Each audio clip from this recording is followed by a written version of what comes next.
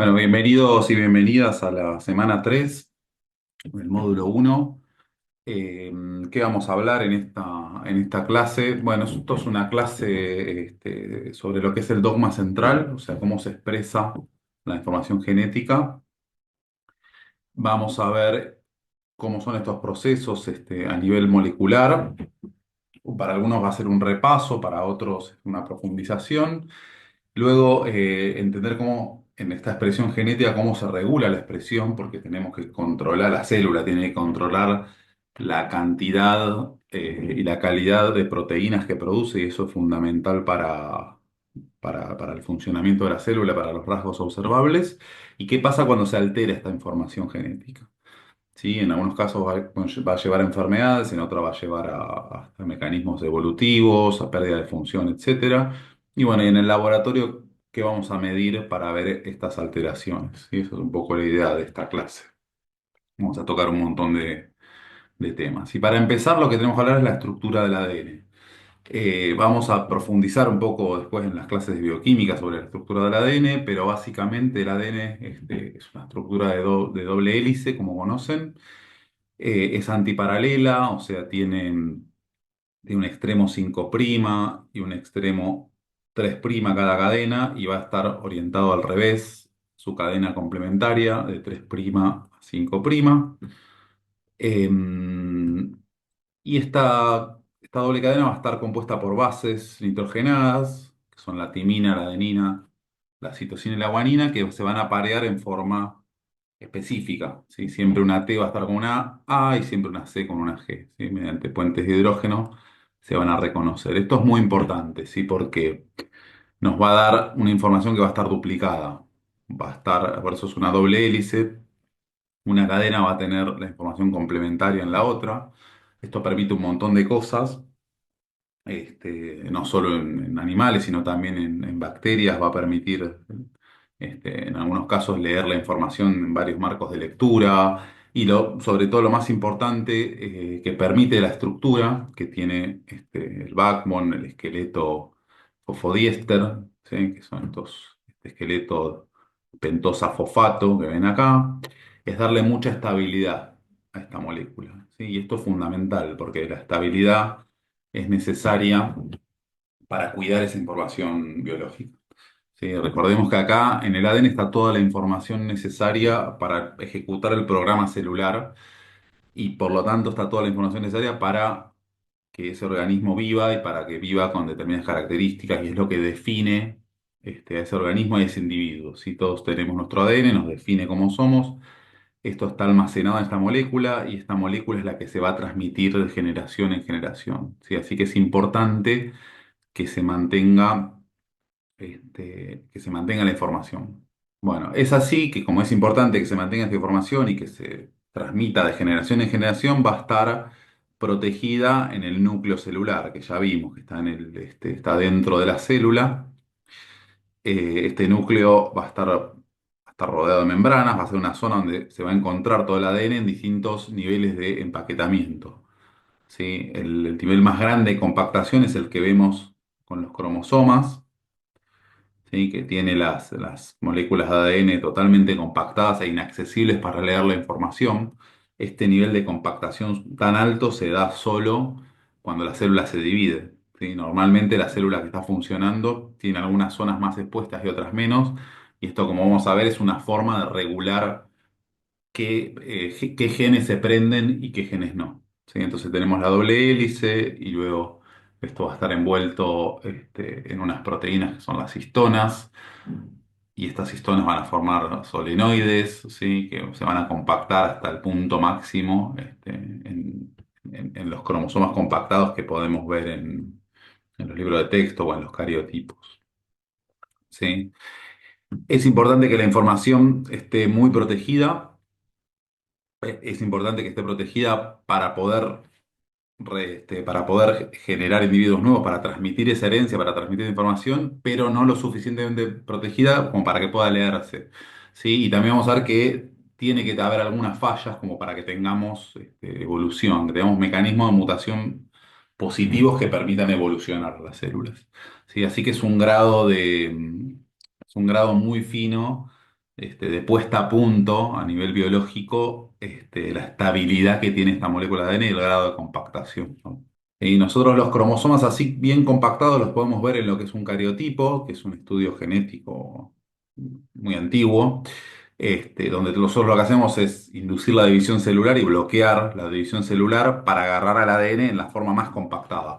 Cuando agarramos una muestra humana en su forma más compactada, podemos separar en los distintos cromosomas, los ordenamos de mayor a menor y tenemos los pares de cromosomas, ¿sí? Que normalmente son 23 pares, siendo el último, el par 23, el par sexual. Acá estamos hablando de una mujer.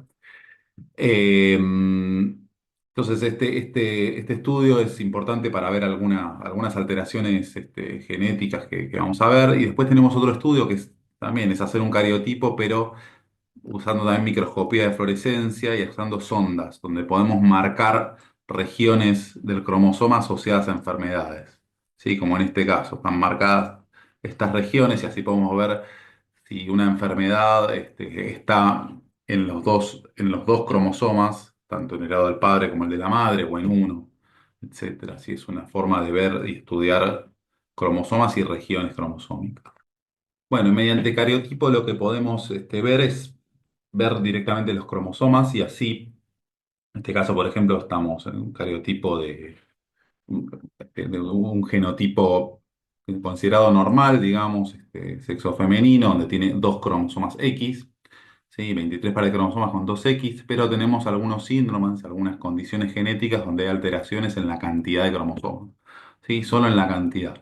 Que esto viene en general dado de problemas en la meiosis, en la formación de gametos, de espermatozoides o de ovocitos, cuando se reparte el ADN, mitad para un lado, mitad para el otro, eh, a- se va un cromosoma además para uno de los lados, ¿sí? Entonces, por ejemplo, en el síndrome de Turner tenemos un solo cromosoma X, o sea, tenemos deficiencia de proteínas, ¿sí? Deficiencia de genes que están expresando y eso trae algunos problemas, como la baja estatura, problemas reproductivos, etcétera.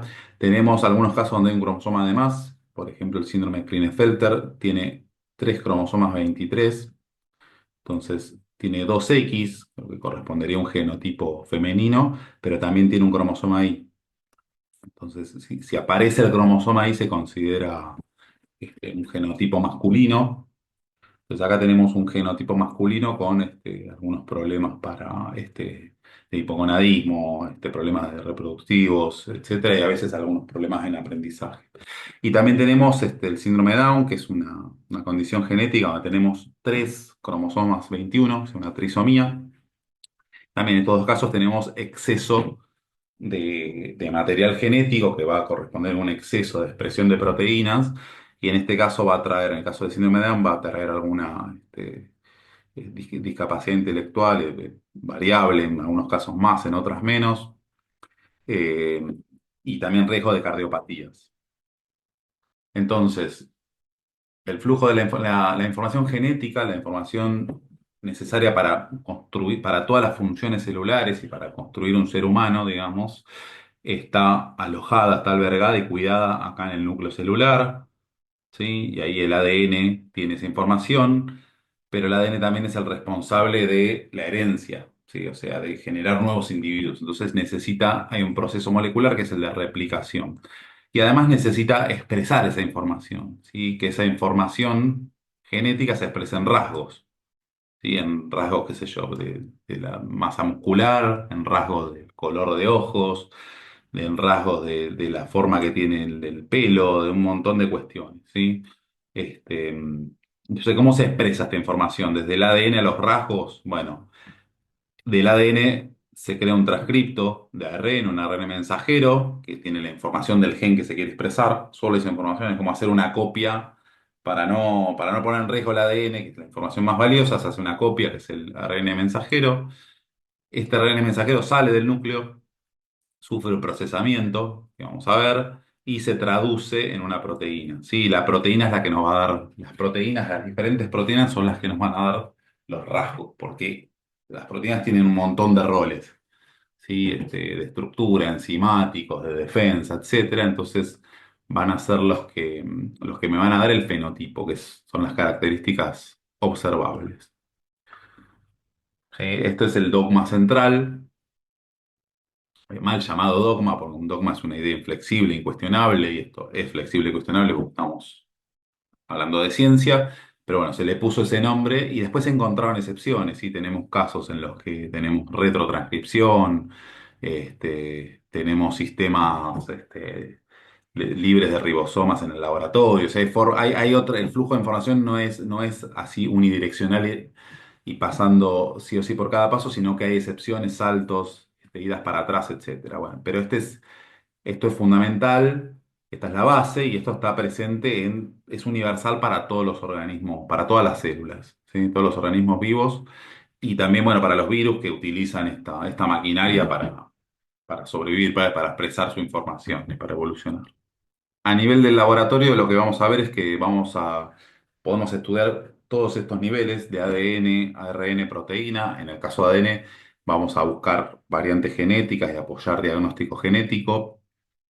También podemos estudiar niveles de expresión con ARN, a ver si los genes están, pero cuánto se está expresando de cada gen. Y después, obviamente, vamos a estudiar el producto final, que es la proteína, ¿sí? Vamos a ver, por ejemplo, la medición una medición enzimática sería medir directamente la producción, medir la proteína. Así que en el laboratorio vamos a trabajar a estos tres niveles. Bueno, el primer proceso importante es el de replicación del ADN. Esta información se tiene que poder duplicar, se tiene que poder copiar, ¿sí? Para generar nuevos individuos o para reparar tejidos. Si yo tengo que crear células nuevas, qué sé yo, tejido epitelial nuevo, tengo que replicar ADN, tengo que duplicar la información. Entonces, este es uno de los procesos moleculares clave. Eh, la replicación es semiconservativa, esto quiere decir que recuerden que el ADN está en dos cadenas, entonces la mecánica de esto es que se abren las dos cadenas y se agrega información nueva a una y se agrega información nueva a otra, entonces me quedan dos nuevas dobles hélices y cada una tiene una de las cadenas originales, entonces se dice que es semiconservativa la replicación. Y además algo importante es que esta replicación tiene que ser muy precisa, entonces hay mecanismos moleculares de proofreading, de revisión de errores, ¿sí? De buscar errores y corregir errores que hay en la replicación, porque estamos hablando de millones de bases y tranquilamente una enzima se puede equivocar y poner un nucleótido diferente al que corresponde, ¿sí? ¿No? Donde va una A, poner otra letra, pero hay mecanismos de arreglo de estos errores que son necesarios porque si no, no sería viable la vida. O sea, si tuviese una tasa muy alta de errores, la replicación de ADN, el ADN nuevo, la fotocopia, no sería funcional. Pero esto no es tan así, porque también yo necesito, a nivel evolutivo, si yo lo veo esto en millones de años, yo necesito generar variabilidad genética. ¿Sí? Entonces, necesito que de un individuo a otro haya algún pequeño cambio, porque ese pequeño cambio en algunos casos va a implicar un cambio mejor, un cambio que se va a adaptar al entorno. Entonces, ¿qué pasa? Los mecanismos de replicación de ADN están optimizados mediante selección natural por millones de años para tener este, una tasa de errores que sea suficiente para que el organismo se reproduzca, pero que también sea suficiente como para que haya errores que permitan evolucionar. ¿Sí? Y esto va a cambiar en cada organismo. Por ejemplo, no es lo mismo un virus, una bacteria, que un ser humano. ¿Sí? Esta tasa de errores va a ser diferente. Pero necesitamos errores para que haya variabilidad genética y para poder adaptarnos al entorno. ¿Sí? Eso es fundamental.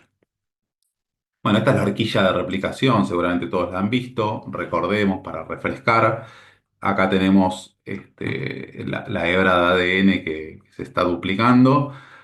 Tenemos moléculas que bueno, esta sería en realidad.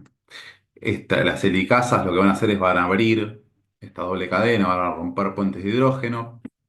Tenemos moléculas que son topoisomerasas que lo que hacen es cortar el ADN y volver a pegarlo para relajar, porque a medida que yo voy abriendo esta doble cadena, voy generando acá una tensión rotacional y eso me genera rotura de ADN. Entonces estas moléculas, las topoisomerasas, cortan y pegan para ir relajando esa tensión rotacional. ¿sí? Luego tenemos estas proteínas, que son proteínas de unión a ADN, que lo que hacen es evitar que el ADN se vuelva a cerrar cuando se abre. ¿Por qué? Porque lo tengo que leer. Yo lo voy a leer y voy a poner donde hay una A, poner una T, donde hay una C, una G. ¿Sí? Eso lo va a hacer complejo polimerasa, ADN polimerasa, que me va a ir rellenando con la información que falta. ¿Sí? Ya tiene la información. Si hay una A, tiene que poner una T, si hay una T, tiene que poner una A, si hay una C, una G, y una G, una C. Entonces, eso lo hace la polimerasa, va agregando nucleótidos y me va generando una cadena nueva. Y recuerden que las cadenas no son iguales. Hay una cadena que es una cadena líder que se va completando a medida que el ADN se va desenrollando. Y otra cadena, que es la que en este caso está abajo, que como va en lado contrario al lado en el que se abre el ADN, tiene que ir haciendo los fragmentos de Okazaki, tiene que ir haciendo un pedacito, otro pedacito, ir haciendo de a tramos a medida que se abre porque va en una dirección diferente a la dirección en la que se abre el ADN. Sí, por eso es la cadena retrasada, porque siempre va corriendo atrás para ir llenando esos nucleótidos. ¿Sí? Y esto me va a dar lugar a cosas muy interesantes como el acortamiento telomérico, porque este ADN va a tener una cantidad limitada de replicaciones. ¿Sí? O sea, va a haber un máximo de replicaciones y ese máximo de replicaciones está asociado a a la vejez, a la cantidad de veces que una célula puede dividirse. O sea, está programada la célula para dividirse una cantidad máxima de veces y después pierde viabilidad. ¿Cuál es la excepción? Obviamente el desarrollo embrionario. Ahí ese fenómeno se pausa. Existen unas moléculas que regeneran el ADN perdido, que son las telomerasas. Este, entonces, durante el desarrollo embrionario todo se resetea. De hecho, los individuos nuevos no tienen este problema, por eso se resetea el reloj biológico. Y después, bueno, empieza a contar de nuevo y las células tienen un número limitado de divisiones. ¿Sí? Otra excepción es el cáncer. ¿Sí? En el cáncer hay mecanismos de reactivación de las telomerasas también. Hay muchos mecanismos moleculares en los cánceres que son mecanismos asociados a los mecanismos embrionarios. ¿Sí? Hay muchos paralelismos ahí. Entonces, en el cáncer también tenemos activación telomerasa y eso permite que una célula crezca y crezca y crezca infinitamente. ¿Sí? Bueno, esta es la horquilla de replicación. Va al final del recorrido, les voy a dejar un video ahí para que vean, al final del recorrido, esta molécula madre o padre se va a convertir en dos, ¿sí?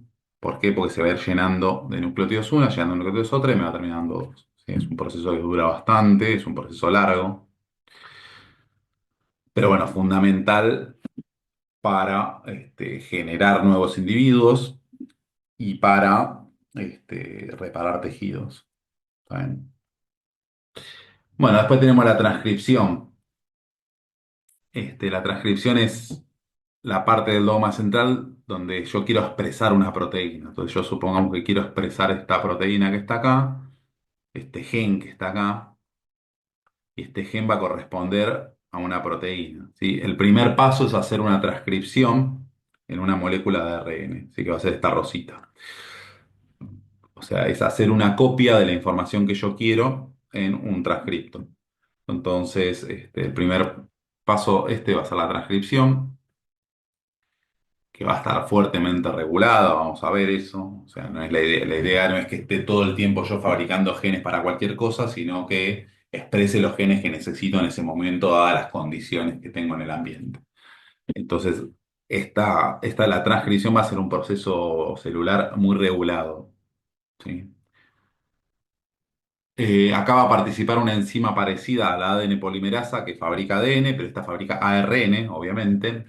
Entonces, si yo tengo que leer esta región en el ADN, va a venir la ARN polimerasa, se va a unir unas regiones que son los promotores, una secuencia, bueno, está acá puesto. A la secuencia promotora se va a unir y va a empezar a leer lo que hay acá adentro, ¿sí? Las bases que lee, que encuentra dentro del ADN.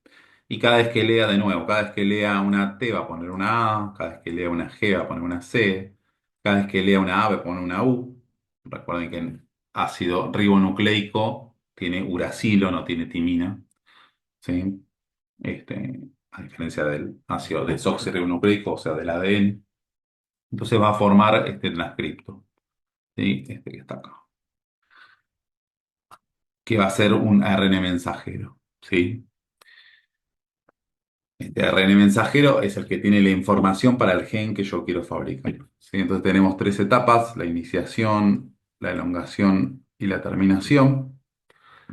Esta enzima, al igual que la ADN polimerasa, siempre va a viajar en dirección 5-3, ¿sí? El sentido de la vida, es el sentido en el que polimeriza. Eh, y después, como les decía, hay mecanismos de regulación de la expresión que tienen que ver con la regulación de la transcripción, ¿sí? Entonces, por ejemplo, en eucariotas tenemos las cajas TATA, ¿sí?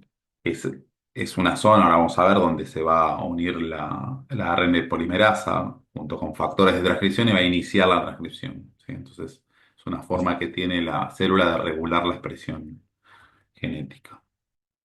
Bueno, este ARN mensajero, además, antes de leerse para formar una proteína, va a sufrir una maduración. Si va a salir del núcleo celular, o sea, ya leí el ADN en el núcleo celular, hice mi transcripto, me voy, y va a sufrir una serie de transformaciones que están acá, ¿sí?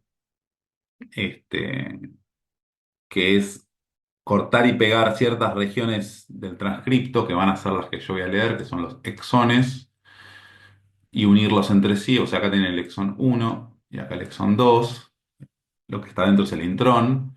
Y yo lo que hago es juntar el exón 1 con el exón 2. ¿Sí? Ese es el procesamiento. Y los intrones salen y después van a tener otras. Los intrones tienen otras funciones de regulación. Este, pero para fabricar la proteína que estoy fabricando, siguiendo el dogma, yo necesito los exones, ¿sí? Así que voy a pegar todos los exones entre sí.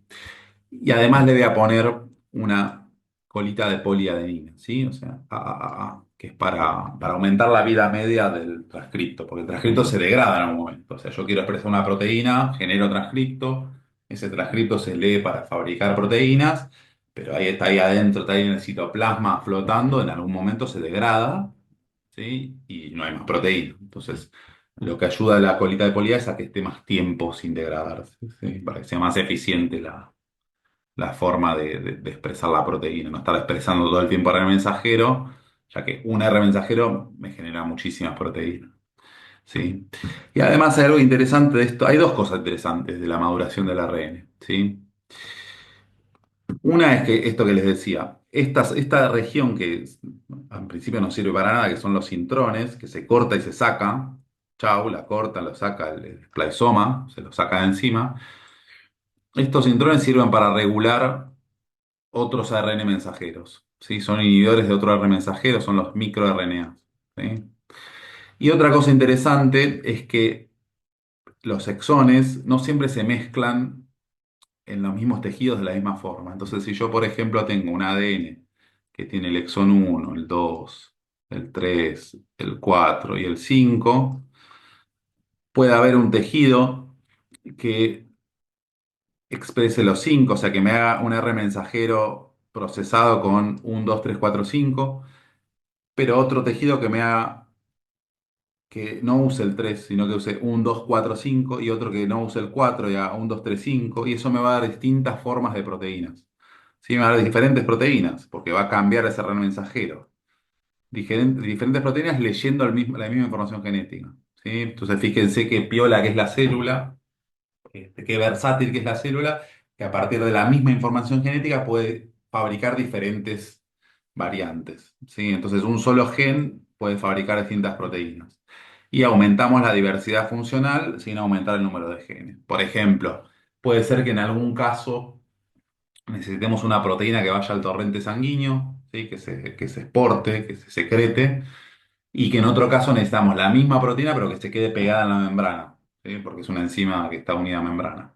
Entonces, puede pasar que en algunos casos se fabrique la proteína con el exón que la une a la membrana y en otros sin ese exón, ¿sí? Entonces estoy generando una variante, ¿sí?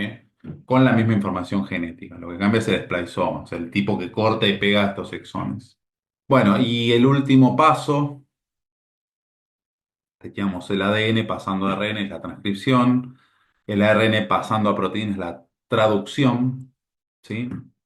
La traducción es llevar el ARN mensajero ya procesado, leerlo y fabricar una proteína, ¿sí? La traducción la llevan adelante los ribosomas, que ya vimos algo de los ribosomas, que son máquinas que sintetizan proteína. Y estos ribosomas es un mecanismo muy interesante el del ribosoma porque el ribosoma sintetiza proteínas con una misma maquinaria leyendo diferentes RNA mensajeros. Entonces, fíjese lo eficiente que es. ¿Sí? Es una enzima o un complejo de enzima con ARN que lo que hace, puede leer diferentes ARNs y fabricar diferentes proteínas, tan diferentes que todo el proteoma humano se sintetiza, viene de acá. ¿Sí? Entonces, con la misma maquinaria, el tipo fabrica muchísimas cosas leyendo diferentes ARNs mensajeros. ¿Sí? Bueno, acá lo que hace el ribosoma es ir leyendo de A3 el ARN mensajero, ¿sí? Tiene acá UAC, lee esta secuencia, y esta secuencia corresponde a la tirosina, a la aminoácido tirosina. Lee la que sigue, la UCA, corresponde a serina. Lee la que sigue, GGU, corresponde a glicina. Lee la que sigue, la UCA, otra serina de nuevo. ¿Sí? Entonces así va fabricando las proteínas que van metiendo los aminoácidos que necesita en función a lo que va leyendo el RNA mensajero. ¿Sí? Y siempre va de a tres, son tripletes. Esto es importante porque en algunas mutaciones, vamos a ver que si yo deleciono una sola base, si borro una base, pierdo una base en la información genética, todo lo que venga adelante va a estar cambiado, ¿sí? Va a haber un corrimiento del marco de lectura. Este, mm, y bueno, y este es el código genético, que es bastante universal, y además es degenerado, o sea, múltiples tripletes sirven para un solo aminoácido, ¿sí? Entonces también esto me ayuda, me agrega variabilidad. Por ejemplo, no sé, la histidina, CAU es histidina y CAC también es histidina.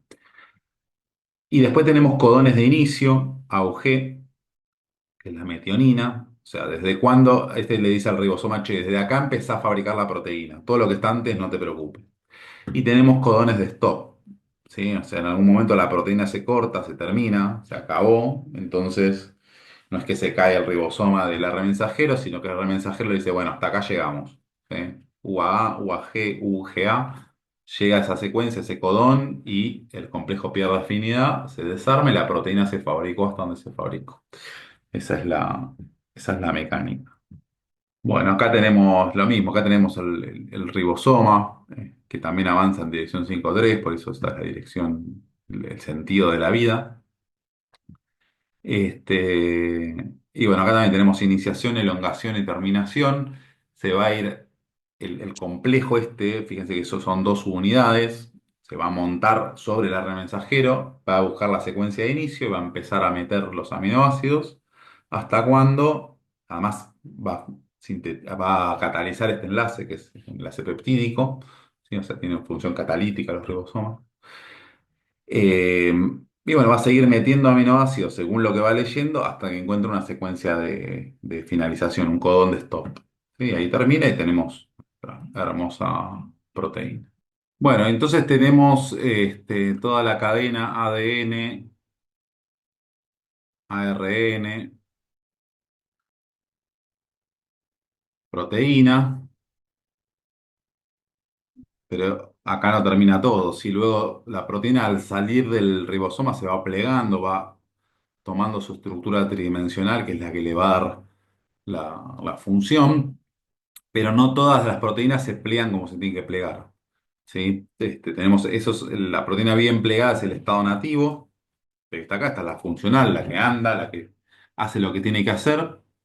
Este, y también tenemos otras que tienen estados de plegamiento intermedios o estados de plegamiento incorrectos.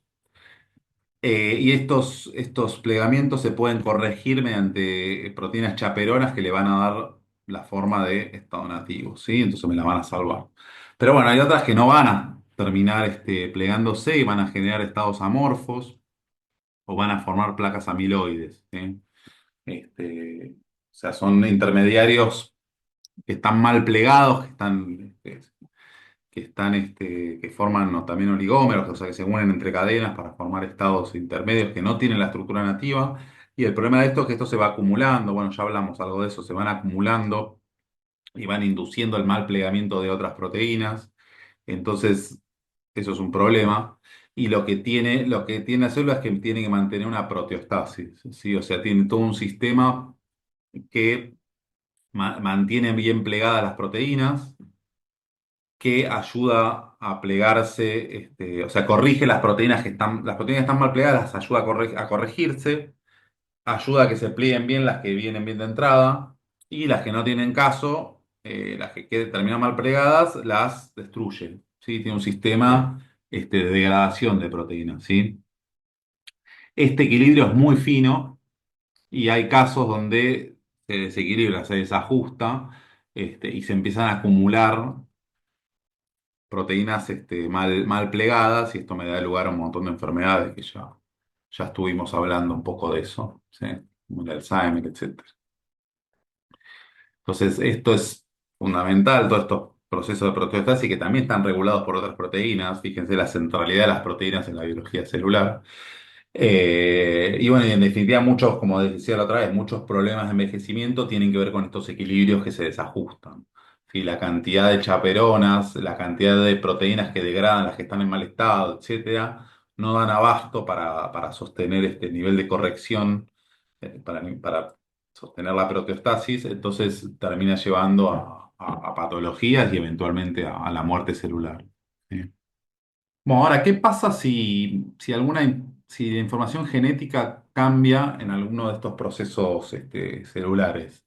¿Sí? Bueno, tenemos dos grandes casos. O sea, puede ser que haya mutaciones puntuales o de poquitas pares de bases, ¿sí? Que son las que vamos a ver en esta filmina, donde podemos tener una sustitución, ¿sí? O sea, una mutación puntual. Un nucleótido cambia por otro. Puedo tener suerte y si este era el ADN TTC, yo cambio TTC por TTT, estoy cambiando un nucleótido, pero a nivel de ARN, A a G, A, cambia también ARN, pero a nivel de proteína no cambia nada, porque como les decía, el código genético es degenerado, entonces eh, diferentes codones dan lugar a un único aminoácido. Entonces acá, por más que yo cambie, el resultado final es el mismo, no pasa nada. Es una lisina. Pero puedo tener, esta es la silenciosa, mutación silenciosa, se la llama, porque hay mutación, pero no se expresa a nivel fenotípico, no cambia nada a nivel fenotípico. Ahora, puedo tener una missense, una mutación sin sentido. Entonces, ¿acá qué pasa? Y acá TTC cambia por TCC, entonces termina dando otro aminoácido, que es la arginina, ¿sí? Entonces, acá es una mutación sin sentido, me cambió el aminoácido, me cambió la proteína que genera. Pero bueno, esto tampoco es tan grave porque la lisina y la arginina químicamente son parecidas, así que o sea, el producto final va a ser más o menos parecido. Si son aminoácidos con carga positiva, entonces una carga positiva, otra carga positiva, que está formando un puente salino con una carga negativa, va a seguir formándolo, ¿sí? La solubilidad en agua va a ser más o menos la misma, etcétera. ¿Sí? Las propiedades químicas no van a cambiar mucho. Entonces decimos que es conservativo. Ahora, puede ser sin sentido o no conservativa. ¿Sí? Tenía TTC y ahora tengo TGC y eso me da una treonina, que no tiene mucho que ver a nivel químico con la arginina, con la lisina. Entonces acá tengo una mutación sin sentido no conservativa. O sea, cambió la función de la proteína. Recordemos que todas las mutaciones son un problema, pueden dar lugar a enfermedades, puede dar lugar a nada, porque puede ser que esta proteína no sirva para nada. Solo el 5% del ADN humano codificante, así que si cayó en un 95% no pasa nada. O puede ser que, como les decía, las mutaciones son importantes para generar variabilidad genética y para la evolución. Entonces puede ser que ayude a evolucionar y a adaptarse a un ambiente. Y después tenemos mutaciones sin sentido. Perdón, estas que les decía son sentido equivocado. Missense, esto es sentido equivocado. Sí, cuando cambia un aminoácido por otro. Y luego nonsense, sin sentido, es cuando se corta la proteína, genera un codón de stop. ¿Sí? O sea, la proteína, ponerle que tenía 100 aminoácidos y llegó al 59, esto muta y en vez de poner una lisina, lee un codón de stop y el ribosoma se desarma. Entonces, tengo una proteína más corta. Es una mutación sin sentido, ¿sí? Cuando se cambia un aminoácido por un stop. Y después, además de sustituciones, podemos tener inserciones y deleciones. O sea, puedo agregarle un aminoácido, o dos, o tres, o 50, y delecionar, o sea, sacarle. ¿Qué pasa? El problema es cuando agrego uno, o dos, o cuatro, o cinco. O sea, cuando no agrego múltiplos de tres, como los codones se leen de tres, tengo problemas, problemones. Porque me cambia el marco de lectura. ¿Sí? Es un frame shift. Yo acá tenía ATG CAT y metí una T en el medio entre esta T y esta G se me coló otra T más. Entonces me cambia todo el marco de lectura. Ahora es ATT, GCA, TTG.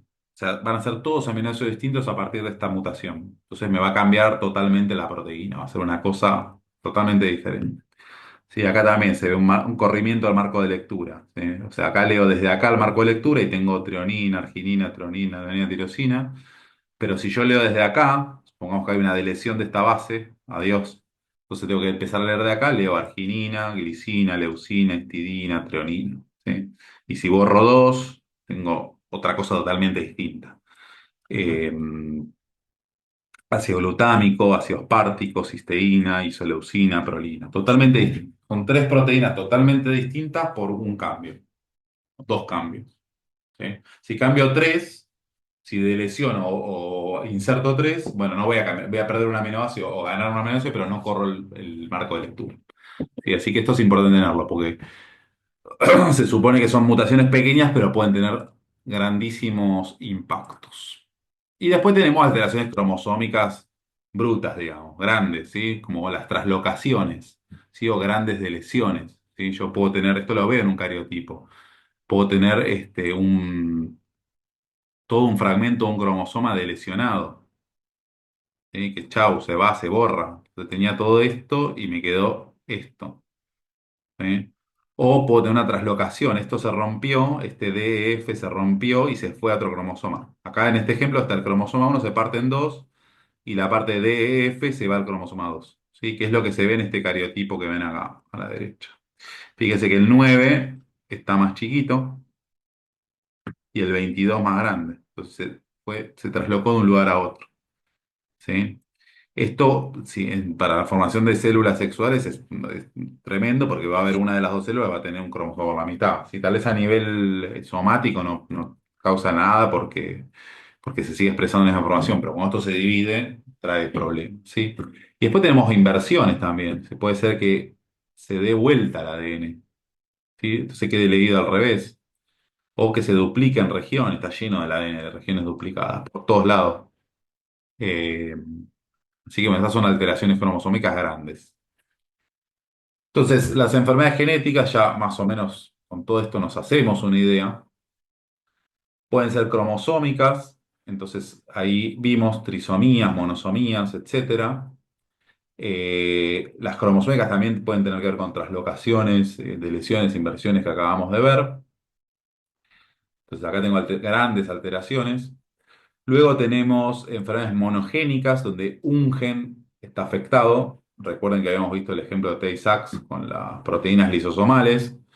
Entonces acá hay un gen, y hablamos también de la fibrosis quística, la anemia falciforme, que es una mutación de la hemoglobina, ¿sí?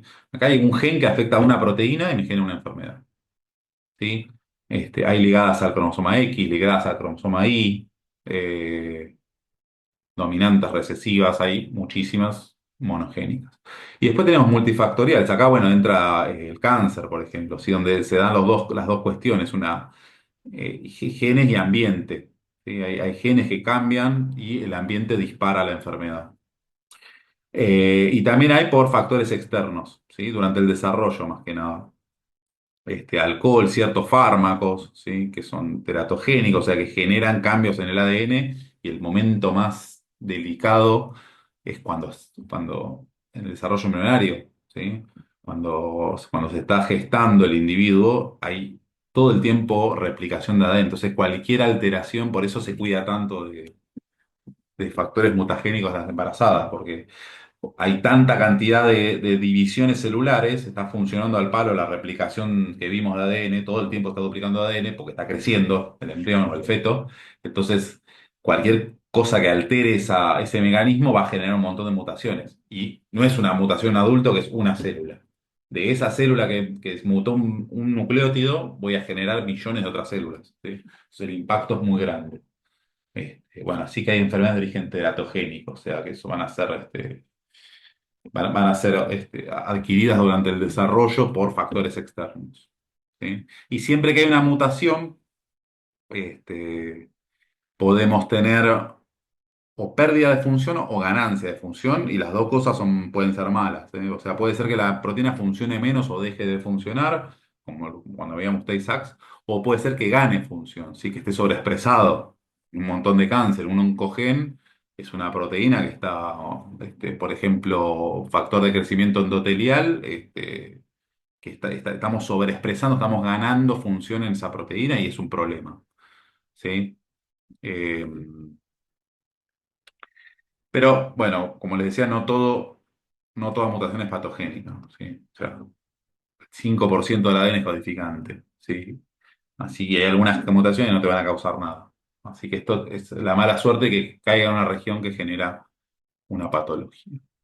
Bueno, y como les contaba del cáncer, el cáncer son alteraciones en los mecanismos de la división celular, entonces se dan una serie de cosas, un montón de factores se dan que hacen que la célula se empiece a reproducir, a proliferar sin ningún control, crece, crece, crece, crece, no tiene ningún control de muerte programada, o como les contaba, no tienen control de telomerasas, de telomérico, de acortamiento telomérico, donde el ADN tiene una cantidad de divisiones fijas, entonces hace que se puede dividir 50 veces y después ya no puede más. Esto en el cáncer se reactiva, entonces yo puedo tener divisiones infinitas. Hay cultivos celulares de pacientes oncológicos de hace 70 años.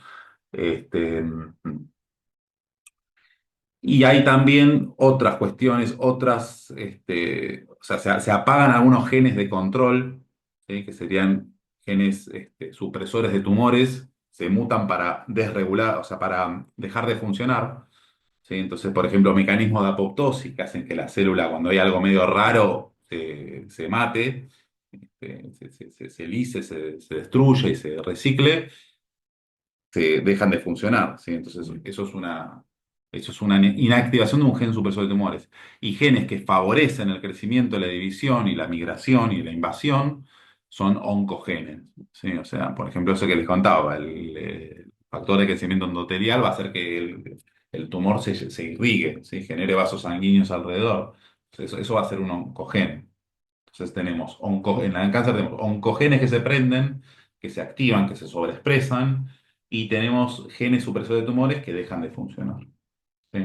El resultado de eso es un ciclo celular anormal con crecimiento descontrolado y en el peor de los casos, este, invasión de otros tejidos y metástasis, vascularización y metástasis. ¿Sí? Y acá también, bueno, acá se ven las dos cosas, lo que les contaba. La pérdida de función de genes supresores de tumores es un factor, y la ganancia de función de oncogenes. Entonces, cuando se juntan las dos cosas, cáncer. Bueno, y para terminar, ¿cómo estudiamos cuestiones genéticas en el laboratorio? Bueno, una de las técnicas más importantes es la famosísima PCR, la reacción en cadena de la polimerasa, donde yo, mediante un programa de termociclado, lo que hago es amplificar ADN. Tengo tres fases, una fase donde separo la muestra de ADN, la desnaturalizo, separo en las dos cadenas, separo en las dos cadenas que la componen, una fase de hibridación, donde yo diseño primers, diseño cebadores que van a flanquear la región que quiero amplificar. O sea, esto lo hacemos para amplificar ADN entre dos regiones. Tenemos que conocer las dos regiones flanqueantes, no lo que está dentro. Y luego lo que hacemos es una fase de alargamiento donde ponemos ADN polimerasa, entonces el tipo replica. ¿Sí? Replica y lo hace muchas veces, muchos ciclos tenemos. cientos de ciclos o decenas de ciclos. Eh, y lo que obtenemos es la amplificación de una región del ADN, ¿sí? Que podemos cuantificar. Eh, ¿Para qué nos sirve esto? Bueno, con esto podemos estudiar un gen, porque nosotros puede haber variaciones, o sea, podemos amplificar una región donde todos tenemos diferencias, porque no tenemos los genes idénticos todos, expresamos proteínas ligeramente distintas, pero entonces podemos expresar esa región, por ejemplo, del cromosoma, donde se expresa la proteína asociada a determinada enfermedad, podemos amplificarla y estudiarla, secuenciar ese pedacito.